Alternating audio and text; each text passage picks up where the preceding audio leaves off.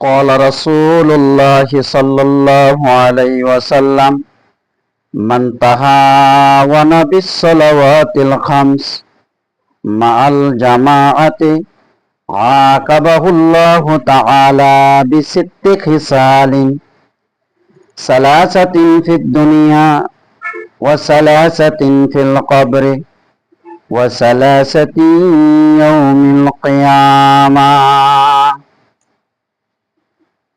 যে ব্যক্তি অলসতা বশত 5 ওয়াক্ত নামাজ জামাতে পড়িবে না, তাকে 3টি ঘাঁটিতে 9টি শাস্তি দিবেন। সালাসাতুন ফিদ দুনিয়া ওয়া সালাসাতুন ফিল কবরে وثلاثة في اليوم القيامة أو كما قال النبي عليه الصلاة والسلام ثلاثة في الدنيا দুনিয়াতে 3টি শাস্তি দিবেন। 1 নম্বর শাস্তি হলো ইয়ারফাউল বারাকাতা মিন কাসবিহি ওয়া রিজকিহি, আয় রোজগার আহাজে আল্লাহ পাক বরকত উঠাইয়া নিবেন। ওয়া ইয়ানজিউ সীমা আল খায়রি মিন ওয়াজিহিহি, তার চেহারার সৌন্দর্য লাবণ্যতা দূর করে দিবেন। 3 নম্বর শাস্তি ইয়াকুনু বাগিজান ফি কুলুবিন নাস, লোকের অন্তরে তার প্রতি শত্রুতার ভাব সৃষ্টি হইবে। ওয়া সালাসাতুন ফিল কবরে, কবরে 3টি শাস্তি দিবেন। শিদ্দাতু সুআলিল মুনকারি ওয়ান নাকির, মুনকির নাকিরের শক্ত প্রশ্ন করবেন। ওয়া যুলমাতুল কবরে, কবর অন্ধকারময় হবেন।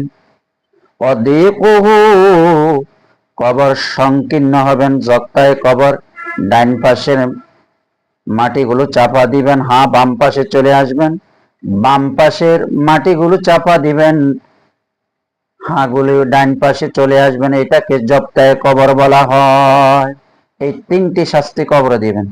সালাসাতুন ফিল ইয়াউমিল কিয়ামা, কিয়ামতের ময়দানে 3টি শাস্তি দিবেন। শিদ্দাতুল হিসাব, কঠিন হিসাব গ্রহণ করবেন।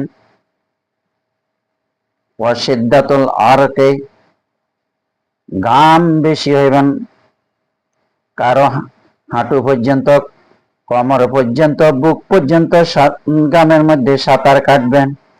ওয়া শিদ্দাতুল উকুফি আলা সিরাত, ফুলসিরাতে দাঁড়িয়ে থাকা, সামনে হাঁটতে পারবেন না, 30,000 বছর রাস্তা, উপরের দিকে 10,000, সমানভাবে 10,000, নিচের দিকে 10,000, নিচে থাকবে জাহান্নাম, জাহান্নামের আগুনের পুলকিগুলো বের হবে, জাহান্নাম উত্তাপ হবে।